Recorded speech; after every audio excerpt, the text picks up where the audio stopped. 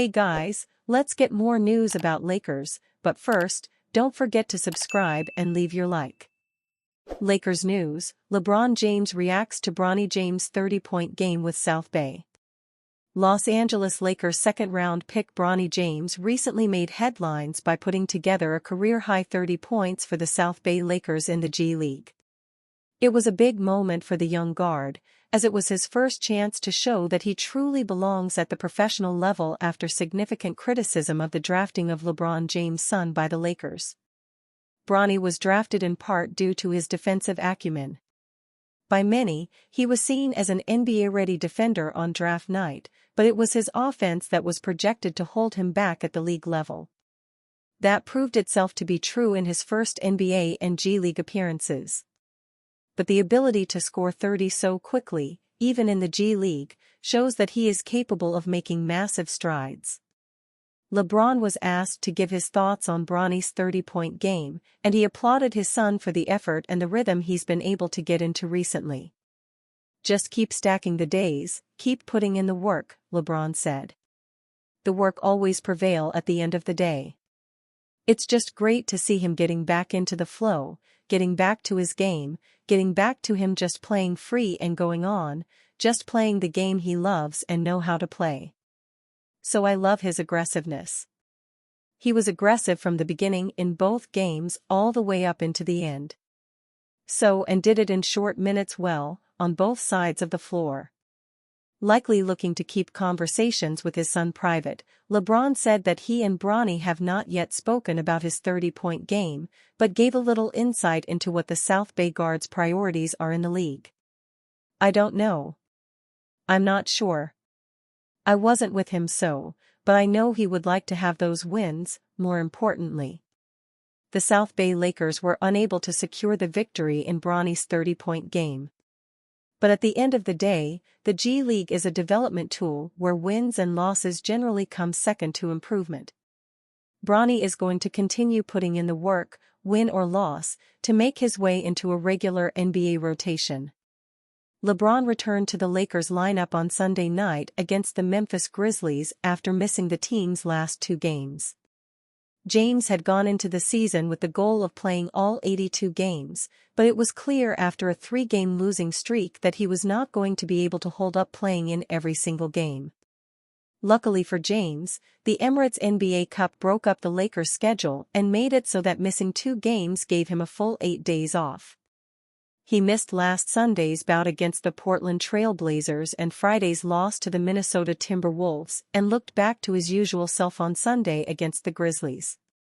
LeBron finished with 19 points, 8 rebounds and 8 assists, and was happy to be back in the lineup after getting a relatively uncommon opportunity in the middle of the regular season.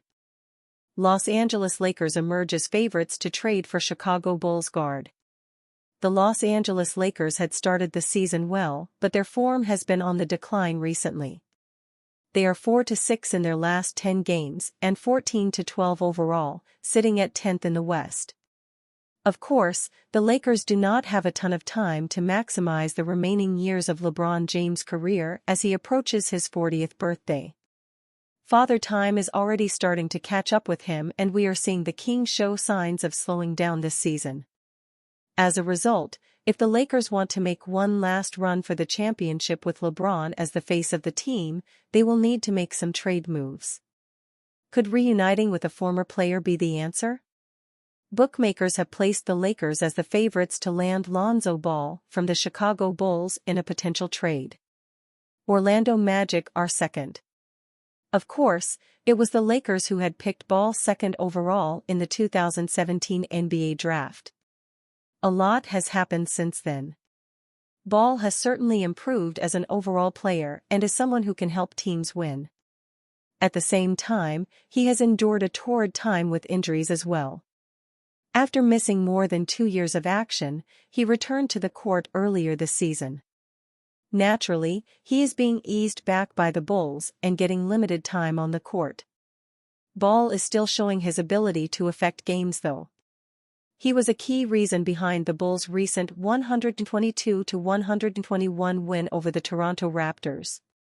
Of course, Chicago fans love ball, but if the right offer arrived on the Bulls' table, one would think that they would be very open to the idea of a trade, especially considering the guard's injury history and the fact that the organization are looking to kickstart a rebuild after making the playoffs just once in 7 seasons. Chauncey Billups explains how Pistons used Kobe against Shaq strategy to beat Lakers in 2004 NBA Finals. The Pistons' brilliant strategy in the 2004 NBA Finals exploited the tension between Kobe and Shaq, leading to a historic upset. The 2004 NBA Finals between the Detroit Pistons and the Los Angeles Lakers remains one of the most shocking upsets in NBA history. The Pistons' brilliant defensive game plan, orchestrated by head coach Larry Brown and executed flawlessly by Chauncey Billups and the team, exploited the underlying dynamics of the Lakers' offense to perfection. Speaking about the finals strategy, Chauncey Billups detailed how the Pistons deliberately used the tension between Kobe and Shaq to their advantage. Our game plan was very calculated. We knew we were going to play Shaq straight up. We also knew there was no way we could stop Shaq straight up, and there was no way we could stop Kobe straight up either. But if we're going to play Shaq straight up, the Lakers' eyes are going to get big, which means they're going to keep throwing it down there. We're telling Ben the whole time, take fouls when you need to, but don't get yourself into foul trouble. If you need to give up a layup, cool, we're going to get what we want on the other side. What's going to happen is Mr. Bryant is going to get a little discouraged with getting no touches. Then, when the second half comes around, he's pressing. He's going to start coming down the court and just breaking the offense. When you do that, you're done, you're playing right into our hands. Even if you start making those shots, you're finished. Lakers teammate Kareem Rush echoed this sentiment, pointing out Kobe Bryant's intense desire to claim the spotlight. I mean, they simply outplayed us. Karl was hurt in that series. And I think Kobe selfishly wanted MVP. I think that we were favored by everybody to win the series, and at the time Shaq had the first 3 finals MVPs. So I think Kobe had the mindset with that as the primary focus, but I think he was really itching to get that MVP, and we got caught off guard by a better team. The Pistons they went on to do 7 straight in the conference final, so that team was a winning team for the ages, and they had a starting 5 that was very formidable. Those were all all-star caliber. They had a couple of Hall of Famers in Ben Wallace and Chauncey, and maybe even Rip. So they were definitely a formidable team, and they were better than us at the time. Shaq averaged 26.6 points per game on an incredible 63.1% shooting from the field, making 10.6 field goals on 16.8 attempts per game. On the boards, he remained a force, averaging 10.8 rebounds per game, while adding 1.6 assists. Despite his reliable production, the Lakers failed to fully capitalize on his dominance due to Kobe's offensive struggles and Detroit's defensive schemes. In stark contrast, Kobe struggled mightily against the Pistons' stifling defense, particularly the efforts of Tayshaun Prince. Kobe averaged 22.6 points per game but shot a poor 38.1% from the field, making 8.4 field goals on 22.2 attempts per game. His shot selection became a significant issue as he forced difficult attempts in isolation against Detroit's disciplined defense. Although Kobe contributed as a playmaker with 4.4 assists per game and added 2.8 rebounds, his inefficiency in scoring proved costly. The Pistons' strategy worked to perfection. They baited Kobe into shooting the Lakers out of rhythm while playing solid, disciplined defense on Shaq. The result was a stunning 4-1 series win for Detroit. Kobe's frustration manifested in forced shots and disrupted offensive flow, while Shaq's impact was minimized as the Lakers failed to exploit their clear advantage inside. Detroit's ability to combine defensive execution with psychological manipulation remains one of the most masterful finals game plans ever. It exposed the internal rift between Kobe and Shaq, ultimately ending the Lakers' dynasty and underscoring the Pistons' brilliance as a team-first, defensive powerhouse. Ex-Lakers coach gets real on why Kobe Bryant, Dwight Howard era failed. After former Los Angeles Lakers guard Nick Young told his Kobe Bryant story from his time with the team, former coach Phil Handy unveiled his during a recent episode of Podcast P presented by Wave Sports Plus Entertainment. After Bryant and the Lakers lost in the second round in back-to-back years in 2012, the franchise spent 4 years trying to assemble a championship roster around Bryant. Veterans Dwight Howard and Steve Nash were a part of that era. The Lakers tried bringing in established veterans to help Bryant, who won his last championship in 2010. However, Bryant and Howard's personalities often clashed, and finding continuity was extra tricky, according to Handy. Dwight's a Hall of Famer. I don't care what nobody says. Dwight is a Hall of Famer. So he was in his pond in Orlando. You always say the NBA, the markets are different, Handy said. Orlando is a smaller pond, even though Dwight was a big fish. He comes from Orlando, he comes to Los Angeles, which is a big pond, and there's already a big fish in that pond. Dwight's always been a guy who cared how people received him, how he was perceived, and how people brought him in, and I think LA was such a big place and the bright lights. It wasn't too bright for him, but when him and Kobe got together, their relationship it wasn't rocky, but they were two different players. Howard and the Magic lost to the Lakers in the 2009 NBA Finals. The star center hadn't been back since, but couldn't find the chemistry with Bryant that Los Angeles had envisioned in pursuit of Kobe's 6th NBA title. Kobe was who he was, and if you played with him, you understood who he was as a teammate, and Kobe was super demanding, Handy added. So, when you're the A personality, and you come to another team, and there's another A personality, and that A personality might be a little more vocal, or might have a little bit more of a cutthroat attitude or mentality, it could be tough. Making matters worse, Steve Nash was dealing with a back injury that often kept him on the sidelines than on the floor. While it never worked out with the Lakers, Handy believes Dwight Howard, at 39, could still flourish in an NBA role today.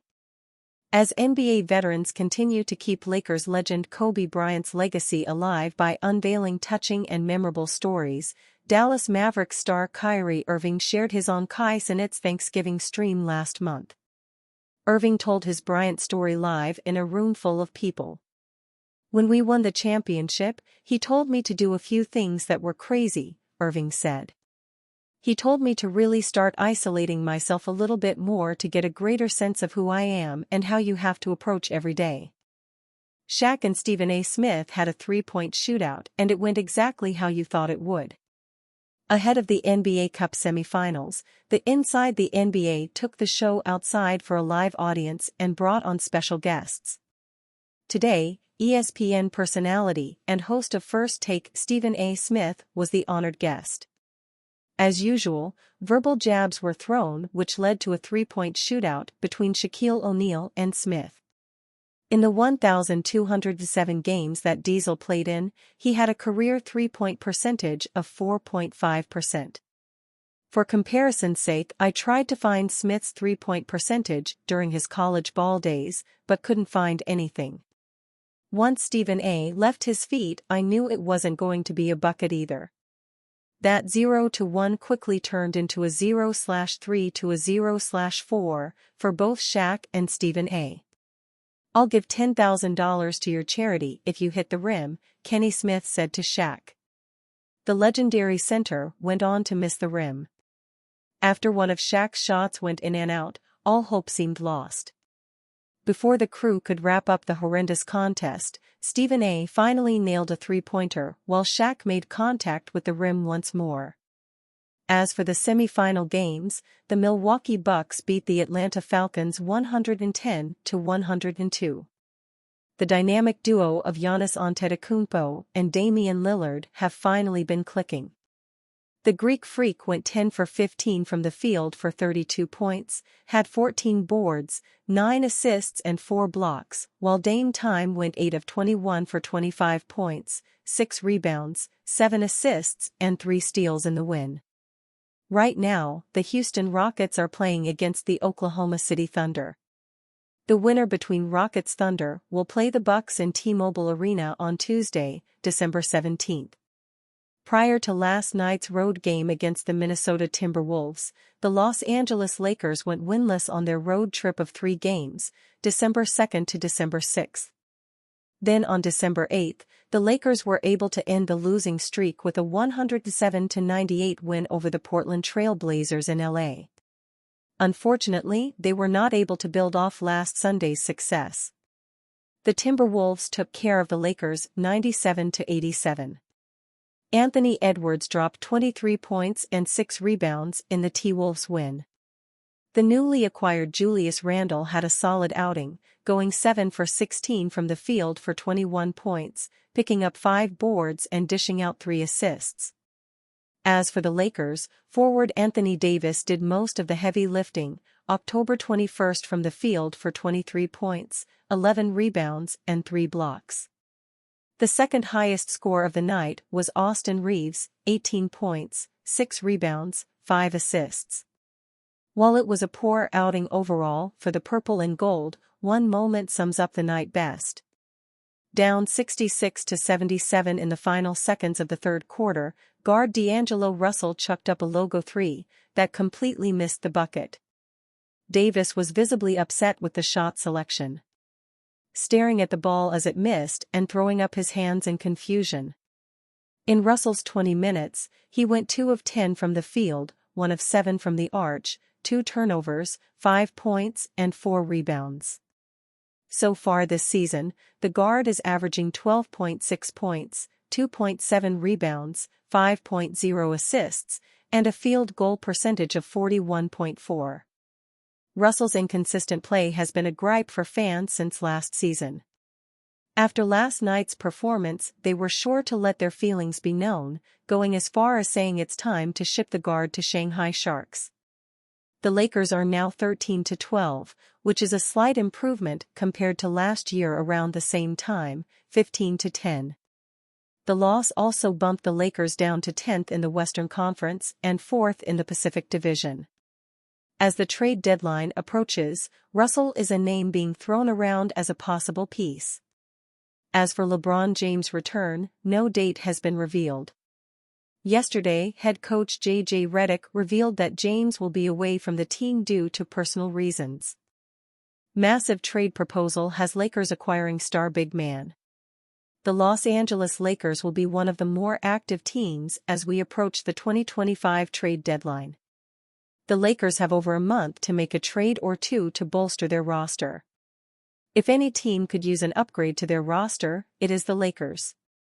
They have the talents of LeBron James and Anthony Davis on their side, the only thing they need is to add better depth pieces. LA has had virtually the same roster for some time now, but everyone knows it is time to make a trade. LA has been linked to many top-tier players, but this trade proposal sees them upgrade their frontcourt and get a solid backcourt player. This trade proposal sees the Lakers add Jazz center Walker Kessler and guard Colin Sexton for 3 key depth pieces and a draft pick. Lakers receive Colin Sexton and Walker Kessler. Jazz receive D'Angelo Russell, Jalen Hood-Schifino, Christian Wood, a 2029 first-round draft pick, protections off a 2027 first-round draft pick, and a 2025 second-round draft pick. The Lakers are the clear winners in this proposal, adding 2 players who will immediately impact both sides of the ball. Sexton can score at all 3 levels. He is only 25 years old and has improved in his time in Utah. His contract is more than affordable for a team that's trying to win, and the Lakers are a team that is trying to do just that.